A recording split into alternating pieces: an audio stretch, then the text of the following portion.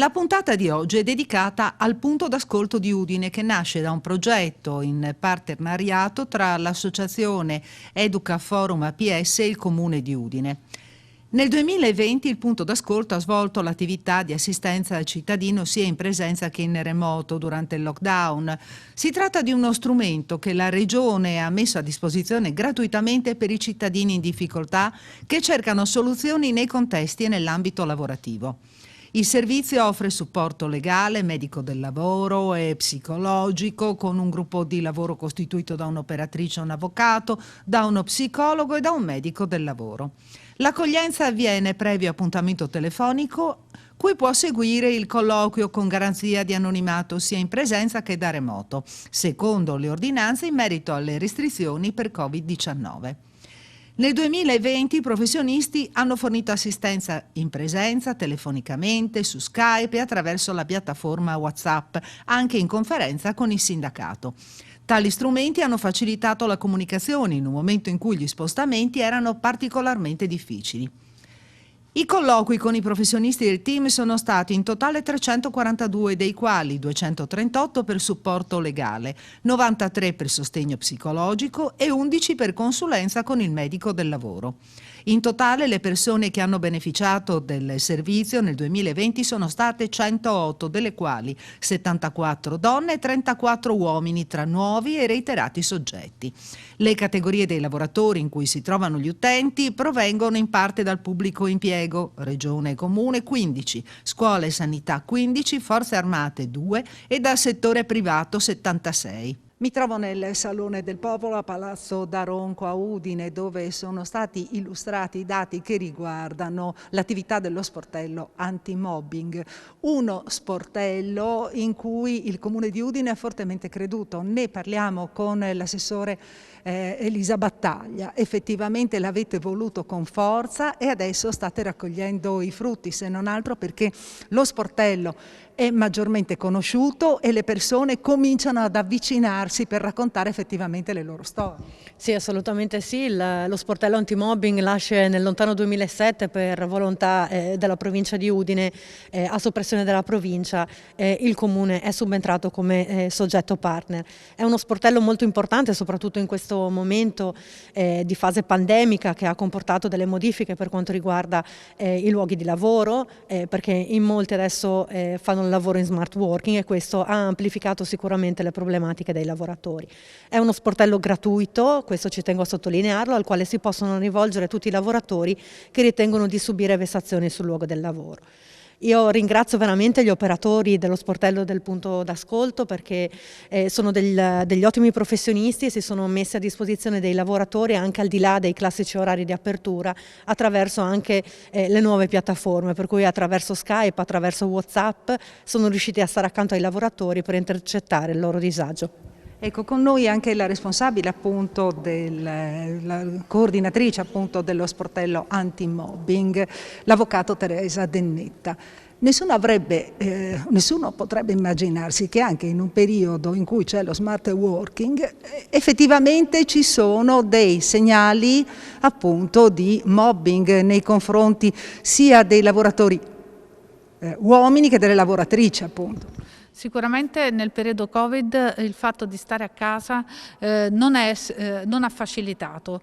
Il disagio è venuto fuori perché magari la persona che chiedeva il lavoro agile è stata tenuta senza attività oppure è stata super controllata, nel senso che attraverso le piattaforme scelte dall'azienda veniva verificato la sua continuità lavorativa. Ricordiamo che il lavoro agile non è il telelavoro e quindi non può essere sottoposto alle stesse caratteristiche del telelavoro.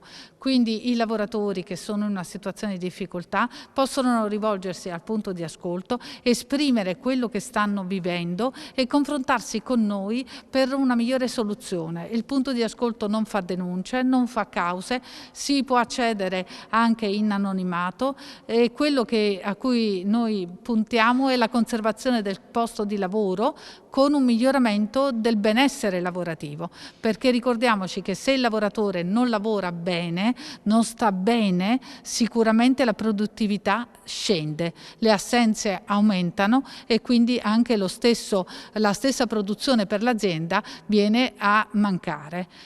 Ma quanto cioè, è difficile individuare chi effettivamente è oggetto di mobbing da parte del lavoratore, a prescindere dallo smart working?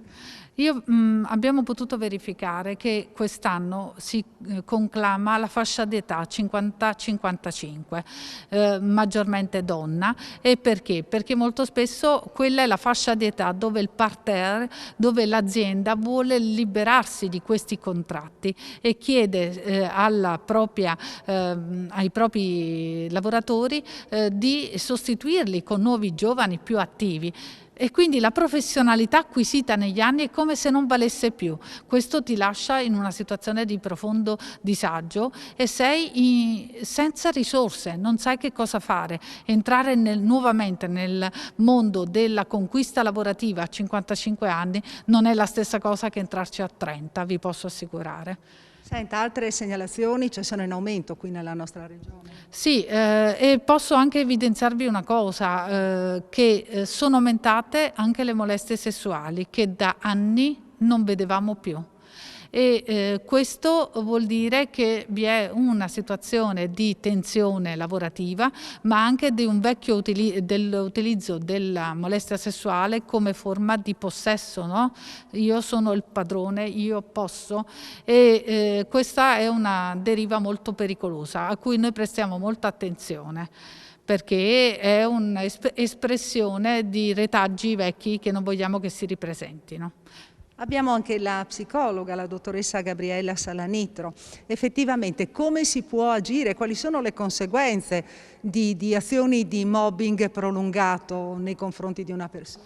Le persone entrano in sofferenza e questa sofferenza genera una compromissione del loro livello di salute. Spesso vanno incontro a disturbi alimentari, disturbi legati all'ansia, entrano in una fase di forte stress con delle ricadute davvero importanti a livello di qualità della vita, non riescono più a dormire, non riescono più a stare serenamente nella relazione di famiglia con i propri figli. E veramente io ho registrato dei livelli di sofferenza molto importanti, tanto che in alcune occasioni abbiamo suggerito l'accesso ai servizi sanitari per un supporto anche farmacologico, un po' a contenimento di una situazione che rischiava di diventare troppo invalidante per le persone. Ecco, ma quali sono i suggerimenti che dà appunto a una persona che si rende conto, che comincia a rendersi conto di essere appunto oggetto, no, in quel momento di attenzioni negative da parte del datore di lavoro?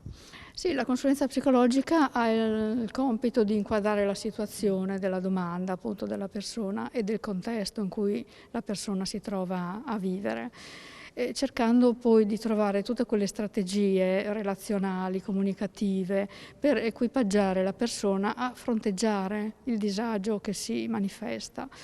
Quindi in alcuni casi cambiare il proprio atteggiamento, magari diventare più assertiva, può essere utile per frenare una prepotenza che si registra dall'altra parte.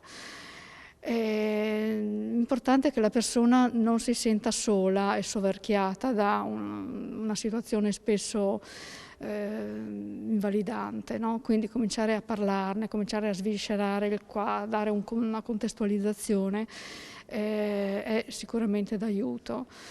L'autostima spesso viene minata, così come il senso di autoefficacia.